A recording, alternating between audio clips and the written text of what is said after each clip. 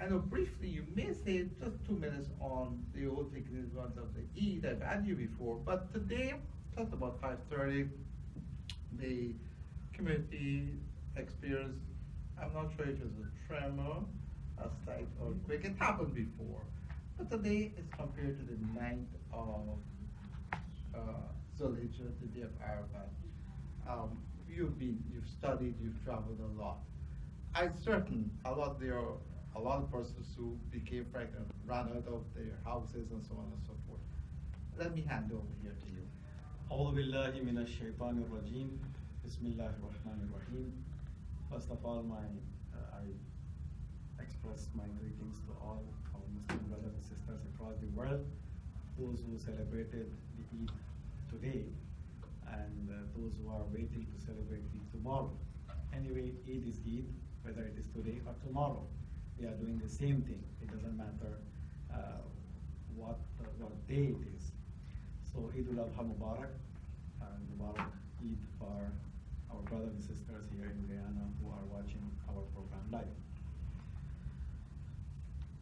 Zalzala, we call it Zalzala in Quranic term. It's earthquake. We were chanting a dua, a special dua Arafah.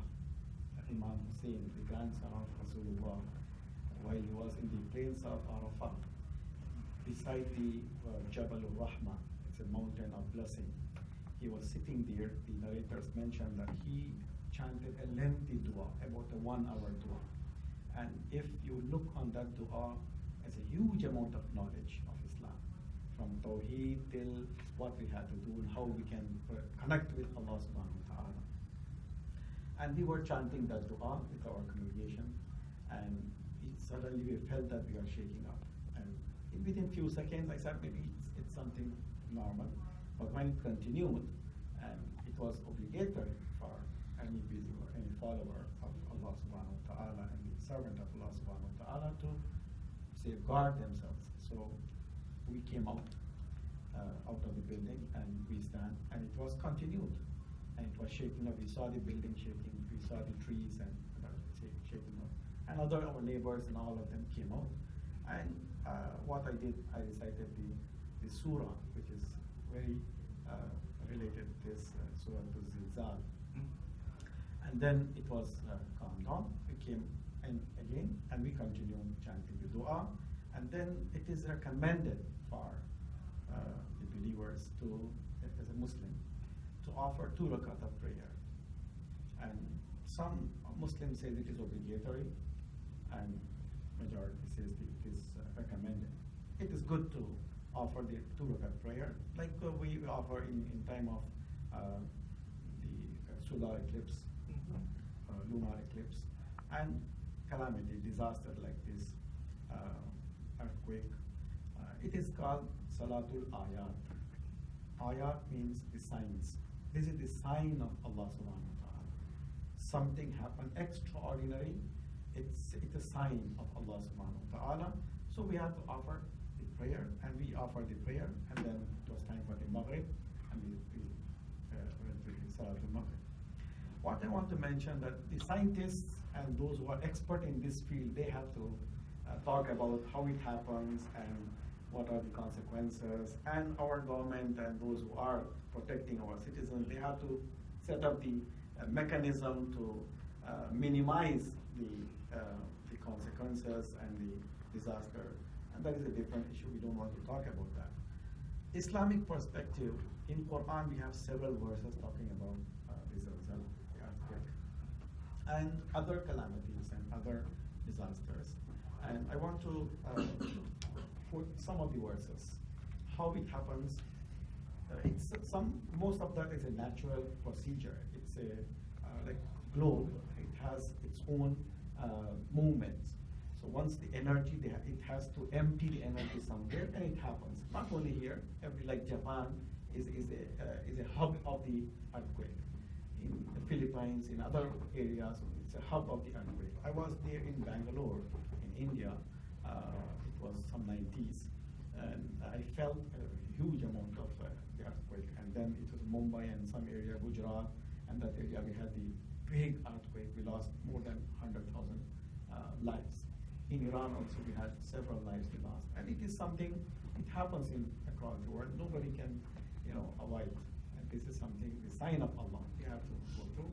But science are trying hard to predict the earthquake as much early as possible. But so far, maybe few minutes early, a few seconds early, you can predict. You cannot do anything much about that.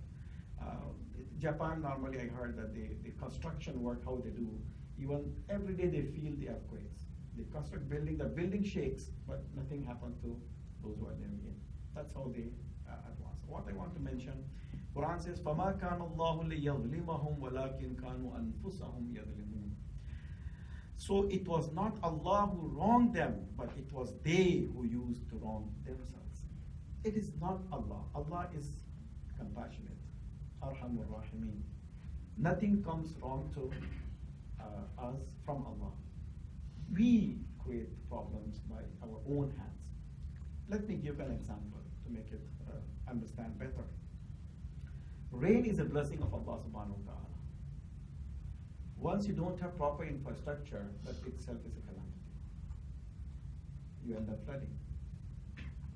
Like there are many countries who are below the sea level, like Netherlands, and they were able to set up the mechanism in a way that they are not facing any problems. Rather, they are producing using the same water, producing the agriculture products and exporting all over Europe, even most of the countries of the world. Even Guyana is importing some of the items from there, like potato, right?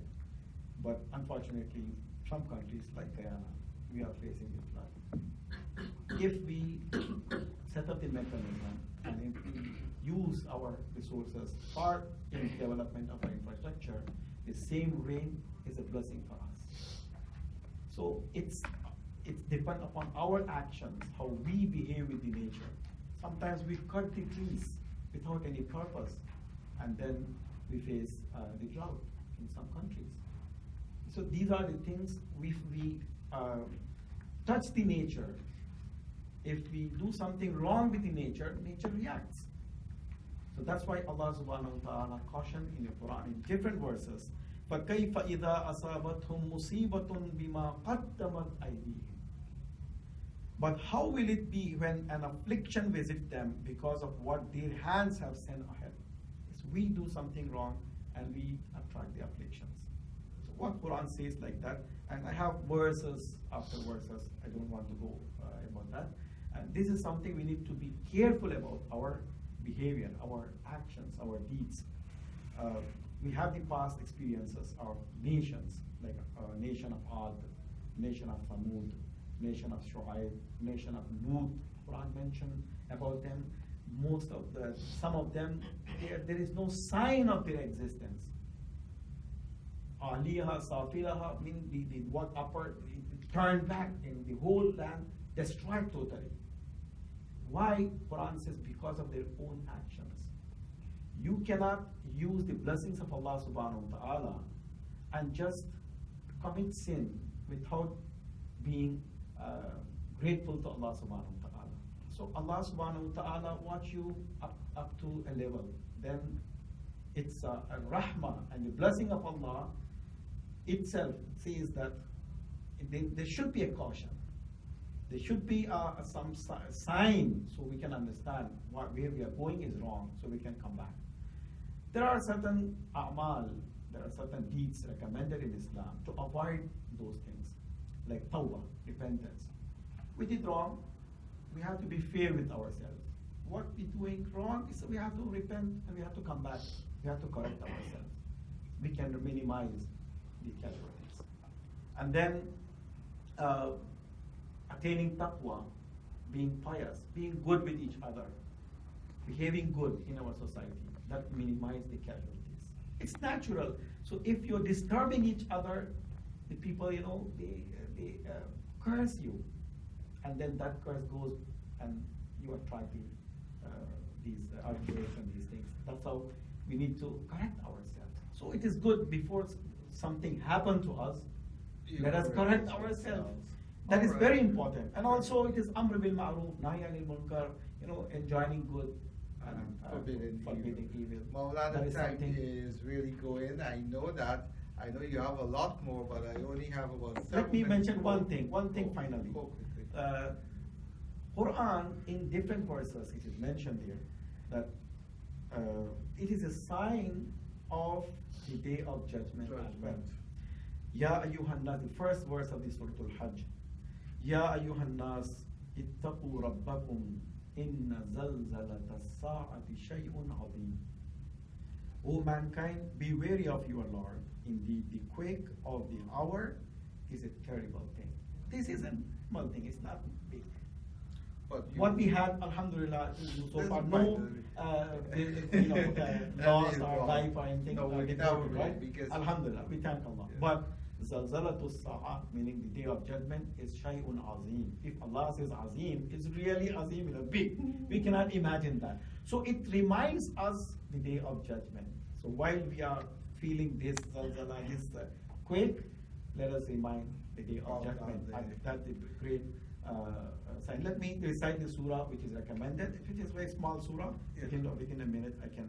Yeah, sure. Go ahead. Go ahead. أعوذ بالله من الشيطان الرجيم بسم الله الرحمن الرحيم إذا زلزلت الأرض زلزالها وأخرجت الأرض أثقالها وقال الإنسان ما لها يومئذ تحدث أخبارها بأن ربك أوحى لها يومئذ يصدر الناس أشتاتا ليروا أعمالهم فمن يعمل مثقال ذرة خيرا يره ومن يعمل مثقال ذرة شرا يره.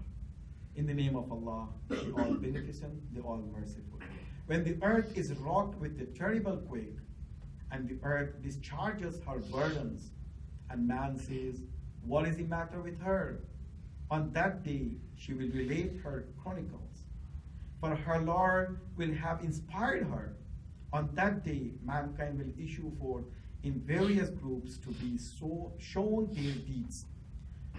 So whoever does an atom's weight of good will see it, and whoever does an atom's weight of evil will see it.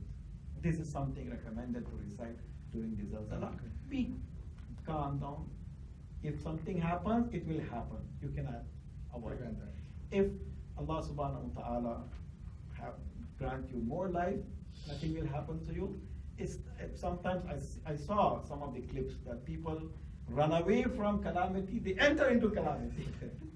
So All right. it is good to be calm down and make Leave dua everything to Allah. and nothing to worry much about it. Maulana, really, I just enjoy your company with